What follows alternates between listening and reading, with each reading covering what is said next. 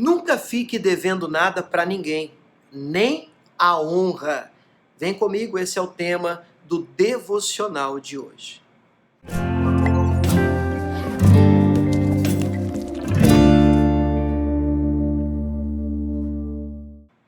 A palavra de Deus diz em Romanos, no capítulo 13, o verso é o de número 7 em diante, o seguinte: portanto, dai a cada um o que deveis, a quem tributo, tributo, a quem imposto, imposto, a quem temor, temor, e a quem honra, honra.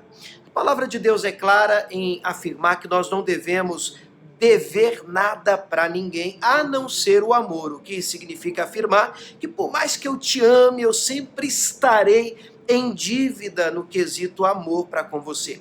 Mas uma das coisas que nós não podemos dever, além do dinheiro, é verdade, é a questão da honra, e é sobre isso que eu quero falar contigo hoje, porque existem muitas pessoas, mesmo dentro da igreja e de igrejas relacionadas a uma vida religiosa, em dívida no quesito honra, primeiramente para com Deus e também para com o seu próximo. E por que isso é um problema, pastor? Porque a falta da honra, ela traz muitas consequências desastrosas na vida daquele que não a pratica. Como, por exemplo, em 1 Samuel, no capítulo 2, a Bíblia conta a história de um sacerdote chamado Eli. E o texto diz que o Senhor Deus havia prometido que andaria perpetuamente com a casa de Eli. E aí, alguns até afirmam aqui que Deus estaria mudando de ideia, ou que Deus mudou, o que traria uma contradição bíblica, já que a palavra de Deus diz que o Senhor não muda. O Novo Testamento vai afirmar que Ele é o mesmo ontem, hoje e será eternamente. Eu não penso que quem mudou aqui no texto foi Deus.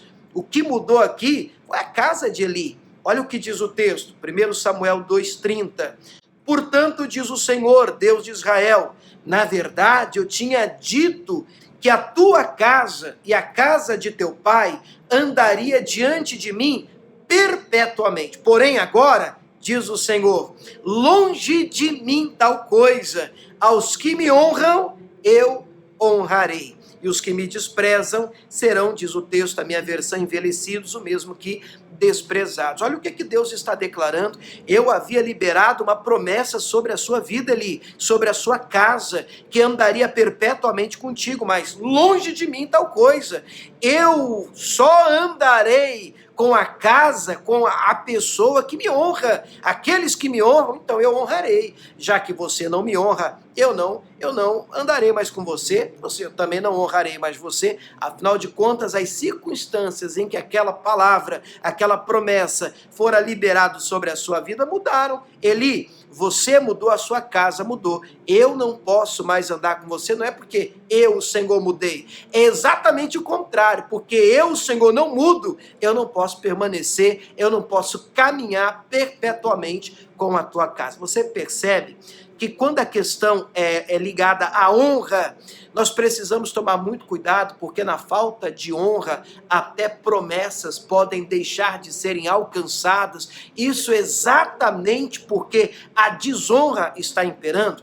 Ora, para fechar essa questão, olha um texto no Novo Testamento, Marcos capítulo 6, Jesus vai pregar na pátria dele, na terra dele, e ali muitos, o texto afirma, acabaram se escandalizando em Jesus, dizendo, peraí, mas não é o filho ali do José e da Maria, não estão aqui os seus irmãos, as suas irmãs? E o texto diz que muitos se escandalizavam nele, e aí Jesus vai declarar no versículo 4 o seguinte, não há profeta, olha o detalhe, sem honra, a não ser na sua própria terra, entre os seus parentes e na sua casa. E aí no versículo 5 e 6 diz que ali ele não podia fazer obras maravilhosas. Essa é uma frase muito forte. É óbvio que Deus tem o poder para fazer o que Ele quiser fazer, e Deus tem poder para agir do jeito que Ele quiser agir, mas houve uma limitação da ação do Senhor naquele ambiente por causa da desonra, o que me leva a crer e afirmar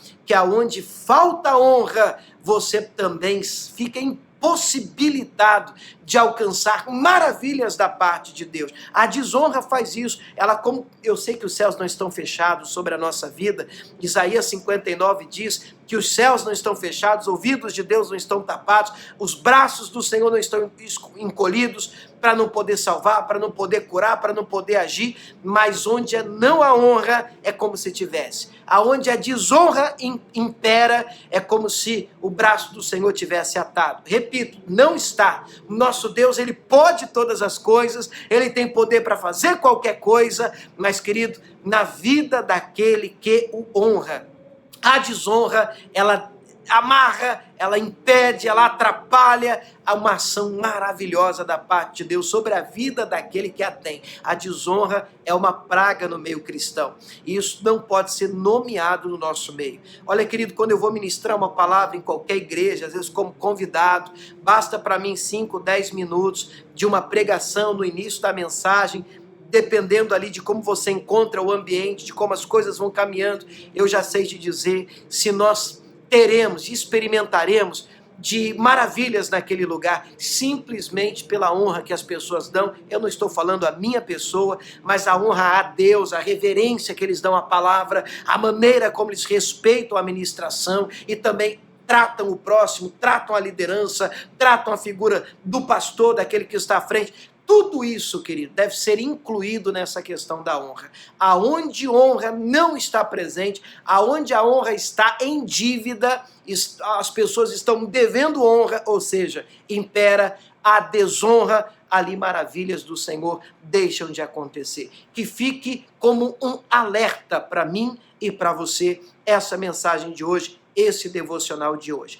Honre o Senhor, não fique devendo coisa nenhuma a ninguém, a não ser o amor, nem a honra. Que Deus te abençoe, em nome de Jesus.